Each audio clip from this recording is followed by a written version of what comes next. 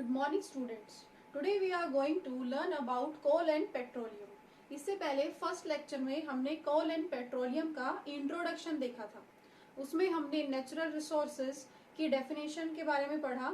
The resources that we get from nature are considered as natural resources. फिर हमने उसको दो कैटेगरी के अंदर डिवाइड किया. First one is exhaustible natural resources and second one is inexhaustible natural resources. Exhaustible natural resources are those which are present in limited quantity in nature, and inexhaustible natural resources are those which are present in unlimited quantity in nature.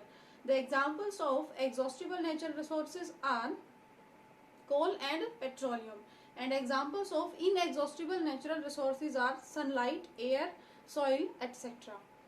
आज हम कोल जो एक exhaustible natural resources है उसके बारे में पढ़ेंगे. आज का हमारा टॉपिक है कोल.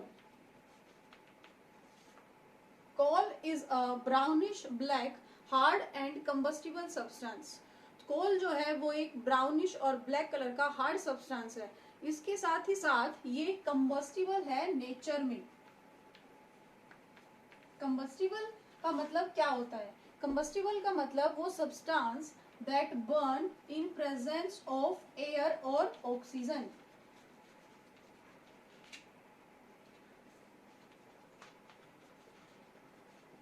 The substance that burn in presence of air and oxygen is considered as combustible substance. अगर हम कोल के बारे में ये पता करें कि कोल हमें मिलता कहाँ से है, उस प्रोसेस का नाम क्या है जिससे हम कोल को निकालते हैं, तो कोल हमें पृथ्वी के अर्थ क्रस्ट के अंदर से मिलता है और उस प्रोसेस का नाम है माइनिंग. हम माइनिंग के द्वारा कोल को अर्थ क्रस्ट से बाहर निकालते हैं. अगर हम कोल की केमिकल कंपोजिशन को देखें,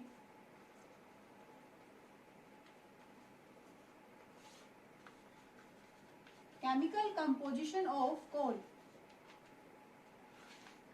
तो ये कार्बन, हाइड्रोजन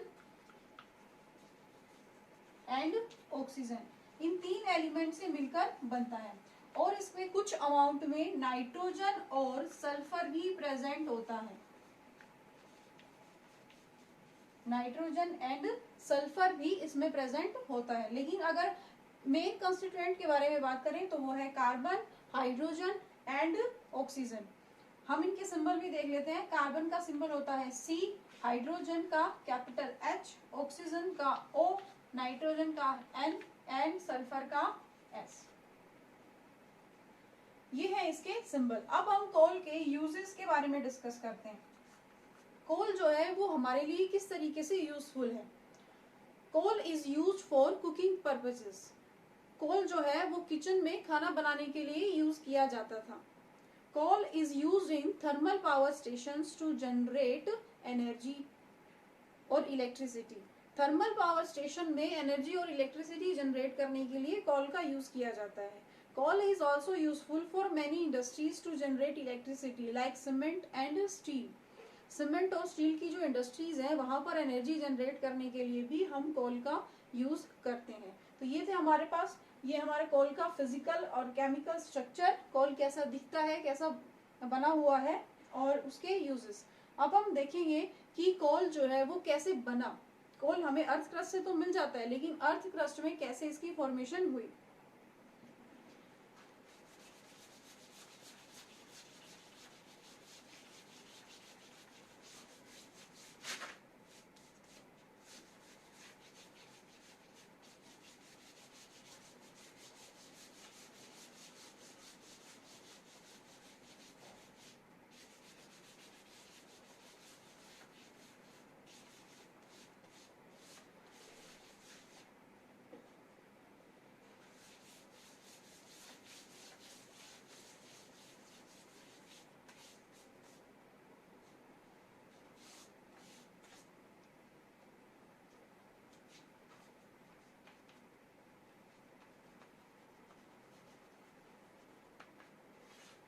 नेक्स्ट हमारा टॉपिक है फॉर्मेशन ऑफ कोल. कोल बना कैसे था.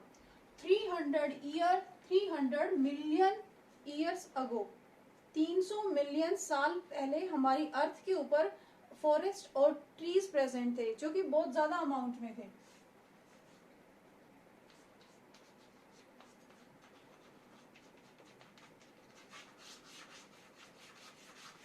ये हमारा अर्थ सरफेस है और ये उसके नीचे की लेयर्स।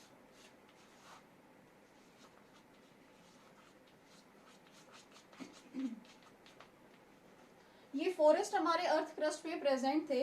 ये फॉरेस्ट जो है, ये पेड़ जो है वो टूट कर अर्थ पर गिर गए। तो इन्होंने जो ये फॉरेस्ट का सरफेस था, ये जो फॉरेस्ट का सरफेस था, ये स्वैम्पी सरफेस में कन्वर्ट हो गया। स्वैम्पी फ्लोर का मतलब क्या होता है? दलदल, दलदल जैसा बन गया। उसके बाद इस पर धीरे धीरे प्रेशर क्रिएट होने लगा।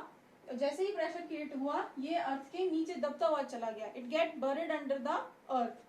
जैसे ही अर्थ के नीचे गया, हीट, अर्थ की हीट और प्रेशर के कारण ये धीरे धीरे डिकम्पोज होने लगा। डिकम्पोज, जैसे ही डिकम्पोज होने लगा तो ये धीरे धीरे कोल की फॉर्मेशन होने लगी। ये जो नीचे आपको पार्ट दिखाई दे रहा है, इनको हम सेडिमेंट्री रॉक्स कहते हैं। सेडिमेंट्री रॉक्स क्या होती हैं? The rocks that are formed by the accumulation of minerals and small organic particles on the sea floor on this earth surface। इस अर्थ सरफेस के ऊपर जो भी वाटर बॉडीज हैं, उनके ऊपर अगर धीरे धीरे मिनरल्स और ऑर्गेनिक मैटर के पार्टिकल्स कलेक्ट होने लग जाएं, तो वो एक जगह इकट्ठे हो जाते हैं और वो इस तरीके से काफी सालों में एक रॉक की फॉर्मेशन कर देते हैं। तो यहाँ हमने देखा कि जो dead part of trees and plants हैं, they got buried under the earth and convert into coal. तो एक हमारे पास डेफिनेशन आ गई, the slow conversion of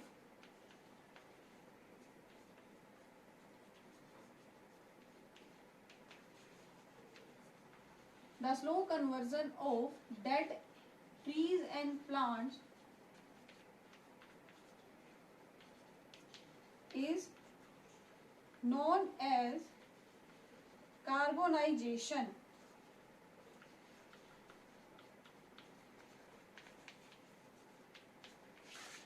The slow conversion of dead trees and plant is known as carbonization। The conversion of trees and plants in coal।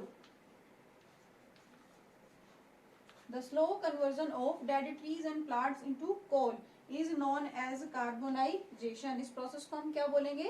Carbonisation. और ये हुआ किसके कारण? हमारे जो अर्थ क्रस्ट है उसने इन लेयर्स पर क्या लगाए?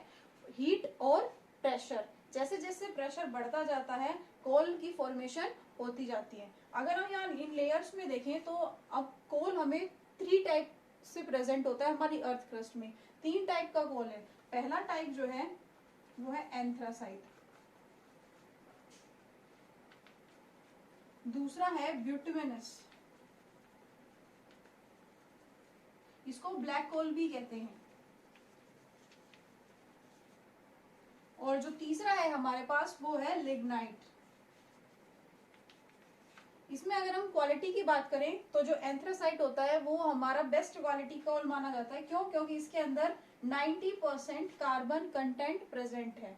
मतलब इस वाली टाइप के अंदर 90% कार्बन प्रेजेंट होता है। ब्यूटामिनस और ब्लैक के अंदर हम अप्रोक्सीमेट 60% और लिग्नाइट के अंदर 40% कार्बन कंटेंट प्रेजेंट होता है। जितना ज्यादा प्रेशर और हीट इसे मिलता है, कोल उसके अंदर कार्बन कंटेंट उतनी ज्यादा अमाउंट में क्रिएट होता जाता है। अगर हम देखेंगे तो इस लेवल पर हमें क्या मिलेगा? एंथ्रासाइट, यहाँ पे ब्यूटामिनस, और इधर देखेंगे तो यहाँ फॉर्मेशन हो रही है लिग्नाइट कोल की। तो इस तरीके से हमें 3 डिफरेंट टाइप्स ऑफ कोल मिलता है और उसकी फॉर्मेशन होती है। नेक्स्ट हम देखेंगे कि कोल जब हमें अर्थ क्रस्ट से मिल जाता है, उसके बाद वो प्योर फॉर्म नहीं है, हम उसको फर्दर डिवाइड करते हैं। तो उसके लिए हमें उसको फैक्ट्री में ट्रांसफर करना पड़ता है।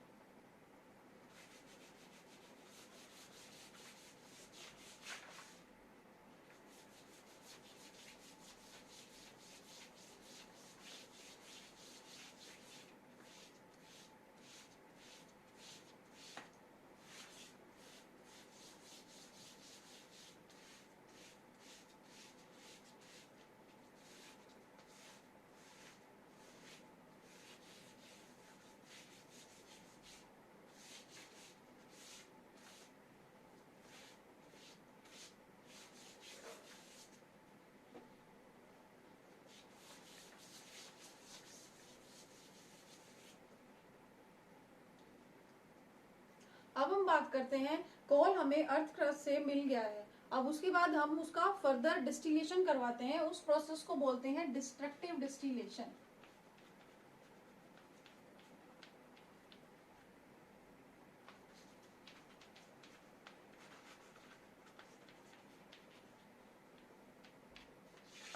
डिस्ट्रक्टिव डिस्टिलेशन क्या होता है? When we heated coal at high temperature in the absence of air.